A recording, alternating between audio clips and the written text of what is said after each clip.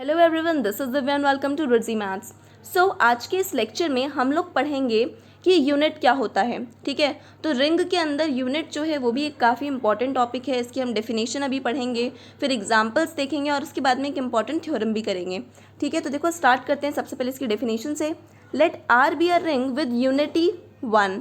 अगर आपके पास में कोई रिंग आर है और उसके पास में यूनिटी 1 जो है ऑलरेडी है, ठीक है, तो अगर किसी रिंग R के पास में यूनिटी 1 है, then an element A belongs to R is said to be unit और इन्वर्टेबल।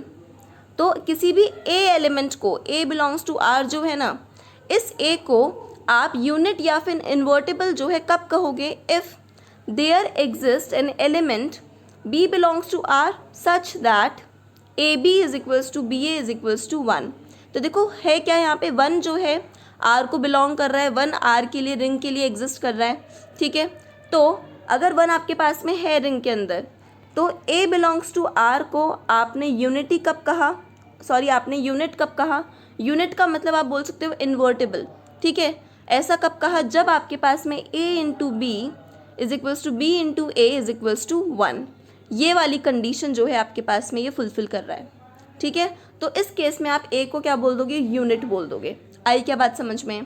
काफ़ी इजी है, लेकिन फिर भी कन्फ्यूजन हो जाता है। क्यों? क्योंकि लोगों को लगता है कि यूनिटी और यूनिट जो है वो एक ही है। नहीं, यूनिट और यूनिटी में फ़र्क है। ठीक है, तो यूनिट जो है उसके लिए ये कंडीशन जो है वो सेटिस्फाई होनी चाहिए। आ गई होगी बात समझ में? ठीक है, तो देखो एग्जाम्पल देखते हैं। इन द रिंग आपके पास में ये आपने रिंग लिया है, क्या है?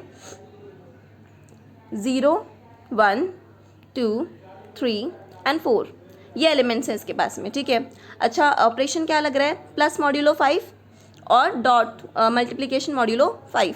ठीक है, every non zero element is a unit. यहाँ पे बोल रहा है कि हर एक नॉन ज़ीरो एलिमेंट के जितने भी एलिमेंट्स हैं ना इसके, है ना, वो क्या है? यूनिट हैं। इसका मतलब इन्वर्टेबल हैं। बिकॉज वी फाइंड दैट, क्योंकि हमने क्या देखा कि जब आप किसी भी एलिमेंट को यहाँ पे जैसे आपने लिया 1, वही multiplication modulo 5 is equals to आपके पास में 1 मिल जाएगा। आई क्या बात समझ में? ठीक है, 2 जब आपने 2 से देखा तो 2 को आपने मल्टीप्लिकेशन मॉड्यूलो 5 किया तो क्या हो जाएगा? 2 को 3 से देख रहे हैं, हाँ, तो 2 को 3 से देखा तो क्या हो गया? 2 3 6, है ना। अच्छा 6 है, ठीक है, मल्टीप्लिकेशन मॉड्यूलो 5 है ना, तो 5 को 6 से डिवाइड करेंगे तो 5 1 5, तो ये आ गया 1 रिमाइंडर। इसका मतलब 1 आंसर आ रहा है, यहाँ पे 1 आ गया। तो ये क्या हो गया? 2 को जब आपने 3 से किया तो 1 आ गया आपके पास में। इसका मतलब यहाँ पे 2 जो है वो भी क्या है? यूनिट है। ठीक है, सेम ऐसे ही आप 4 के लिए देख लेंगे।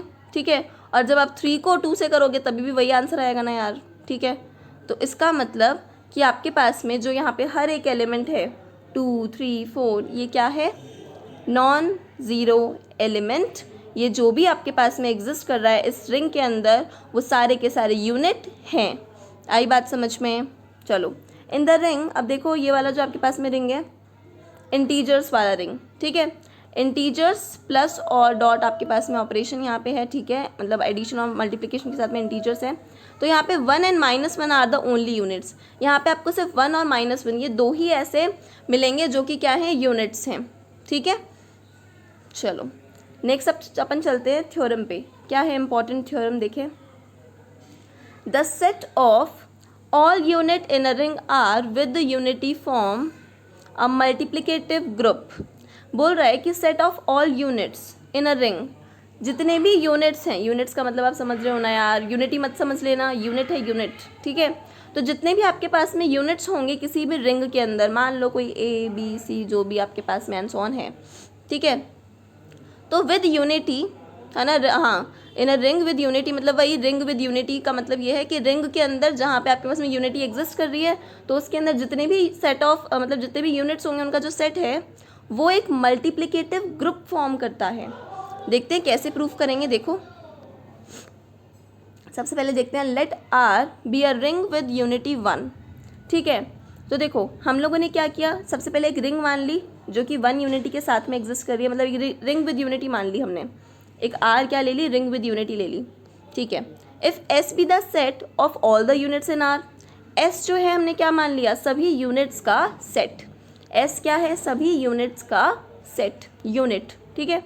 Then 1.1 is equals to 1, 1 belongs to s. अब देखो आपको पता है 1 को जब आप 1 से इंटू करते हो तो 1 ही आता है ना, और हमें पता है यूनिट का मतलब क्या होता है, जब a b is equals to 1 आ रहा हो तो यहाँ पे ए को हम यूनिट बोलते हैं, ठीक है। तो इसका मतलब ये 1 जो है वो भी तो यूनिट हुआ ना, तो ये 1 इस यूनिट वाले सेट के अंदर एस में बिलोंग करेगा। आ गई होगी यहाँ पे बात आपको समझ में, ठीक है। S has the multiplicative identity, hence तो एस जो है उसके पास में मल्टीप्लिकेटिव आइडेंटिटी है, ठीक है। मल्टीप्लिकेटिव आइडेंटिटी का मतलब समझ गए ना, 1 तो खुद ही एक 1 आपको पता है ना मल्टीप्लिकेटिव आइडेंटिटी होता है ना। मल्टीप्लिकेशन के लिए ई इज इक्वल्स टू 1 होता है, आपको पता है ऑलरेडी, ठीक है। इसका मतलब इस सेट के अंदर 1 एग्जिस्ट कर रहा है, इसका मतलब इस सेट के अंदर मल्टीप्लिकेटिव आइडेंटिटी एग्जिस्ट कर रही है, ठीक है, यूनिट वाले सेट में। अब देखो let a comma b belongs to s, हमने कोई 2 यूनिट्स मान लिए एस में बिलोंग कर रहे हैं, a and b are units. So there exist c comma d in s such that, बिल्कुल। अब अगर ए और बी यूनिट्स हैं तो ए को जब आप किसी सी के साथ इंटू करोगे तभी तो 1 आएगा ना, तो कोई सी ज़रूर एग्जिस्ट कर रहा होगा ए के लिए। सेम ऐसे ही अगर बी यूनिट है तो बी के लिए मान लो कोई डी ज़रूर एग्जिस्ट कर रहा होगा, ठीक है। देख लो such that A C is equals to C A is equals to 1 and B D is equals to D B is equals to 1, ठीक है। इस तरह से बी और डी सी और डी एग्जिस्ट कर रहे होंगे। अब देखो आपने क्या किया, a b into d c, ठीक है, आपने इसको मल्टीप्लाई किया, क्या किया, a b into d c लिया, ठीक है। अब a b into d c जब आपने लिया तो यहाँ देखो बी इंटू डी क्या किया, इसको आप इस तरह से लिख सकते हो बी और डी को साथ में, बी और डी किसके इक्वल आ जाएगा, 1 के इक्वल आ जाएगा क्या, ठीक है। अब अगर बी और डी 1 के इक्वल हो गया तो ये ए और सी बचा, ए और सी भी 1 के इक्वल हो जाएगा क्या, यहाँ से हो गया क्या, ठीक है। तो देखो तो आपके पास में इतना आपको समझ में आता है, a C is equals to 1 आ गया। इसका मतलब यहाँ देखो a b into d c is equals to 1 आ गया क्या। अब आप क्या बोलोगे, अरे यार ए और बी जो है वो तो क्या है, ए और बी तो यूनिट्स हैं, और ए और बी का जो प्रोडक्ट है, ए और बी का जो प्रोडक्ट है मतलब ए बी 2 यूनिट्स का जो प्रोडक्ट है वो भी तो यार एक यूनिट ही हो गया ना, ठीक है। क्यों, क्योंकि 1 दे रहा है ना किसी और एलिमेंट के साथ में। आई क्या बात समझ में। सेम ऐसे ही D C into A B निकाल लो, D C into A B लिया, बीच में जो है सी ए की जगह पे 1 हो गया, ठीक है। डी इंटू बी बच गया तो डी और बी, डी इंटू बी भी 1 हो गया क्योंकि ऊपर दे रखा है ना, ये रहा, ठीक है। ठीक है, चलो तो देखो आपको क्या समझ में आता है कि यार ए बी जो है वो ज़रूर एक यूनिट है, यहाँ से आपको समझ में आता है A B is also a unit. So A B belongs to S, A B S को बिलोंग करेगा। तो आपने यहाँ क्या बोला, अगर ए एस को बिलोंग कर रहा है, बी बी एस को बिलोंग कर रहा है, employs that A B also belongs to S, ये वाली चीज़ हमने यहाँ पे देखी। तो moreover C is equals to A inverse is obviously a unit and so A inverse belongs to S. Same ऐसे ही C is equals to A inverse जो है is obviously a unit, ठीक है। तो ये जो है वो भी एक यूनिट ही हुई ना, आई क्या बात समझ में, ठीक है।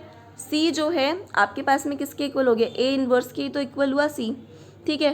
तो इसका मतलब ये भी ज़रूर से ज़रूर एक यूनिट ही होगा, ठीक है। तो A इन्वर्स जो है वो भी एक यूनिट हो गया, A इन्वर्स जो है वो भी S को बिलोंग कर गया, ठीक है। चल गया कि ठीक है यार ए बी जो है बिलोंग्स टू एस आ गया, ठीक है। हम बोल रहे हैं कि C is equals to A inverse is obviously a unit, बिल्कुल ये एक यूनिट होगा, ठीक है। तो lastly associativity of multiplication is obvious, ठीक है। तो as S is the subset of R, hence S is multiplicative group. तो हमने यहाँ से क्या बोल दिया यार कि S जो है वो एक मल्टीप्लिकेटिव ग्रुप है।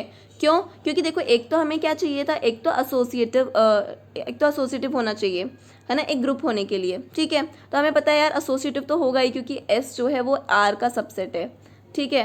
इसीलिए तो आर तो ऑलरेडी आर के अंदर तो एसोसिएटिविटी एग्जिस्ट कर रही है ना, ठीक है।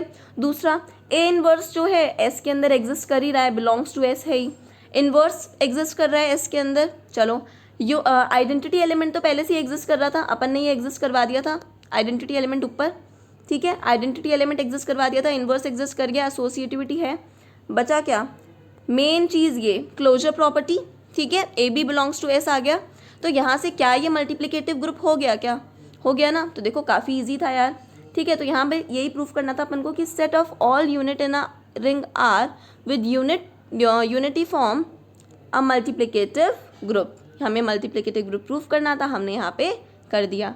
तो आई होप आप लोगों को आज का लेक्चर काफ़ी पसंद आया होगा। ये जो टॉपिक होता है वो काफ़ी इजी टॉपिक है, लेकिन थोड़ा सा कन्फ्यूजन हो जाता है लोगों को, काफ़ी स्टूडेंट्स को, तो वो कन्फ्यूजन ना रखें। बहुत ही ज़्यादा इंपॉर्टेंट टॉपिक है, बहुत काम आएगा। और मेन चीज़ ये, अगर आपने अभी तक मेरे चैनल को सब्सक्राइब नहीं किया है तो प्लीज़ कर लेना, क्योंकि आगे वाले जो टॉपिक्स हैं, ठीक है, जो मैं डालने वाली हूँ वो और भी ज़्यादा इंपॉर्टेंट और भी ज़्यादा अच्छे होने वाले हैं। तो आपके पास में नोटिफिकेशन आ जाए और आप उन्हें देख पाएँ, इसीलिए सब्सक्राइब करना काफ़ी ज़्यादा ज़रूरी है। तो लाइक कीजिए, सब्सक्राइब कीजिए, शेयर कीजिए, और मिलते हैं नेक्स्ट लेक्चर के अंदर, जहाँ हम पढ़ने वाले हैं इंटीग्रल डोमेन, ठीक है। वो भी काफ़ी इंपॉर्टेंट टॉपिक है। तो मिलते हैं फिर नेक्स्ट लेक्चर के अंदर, तब तक के लिए बाय बाय।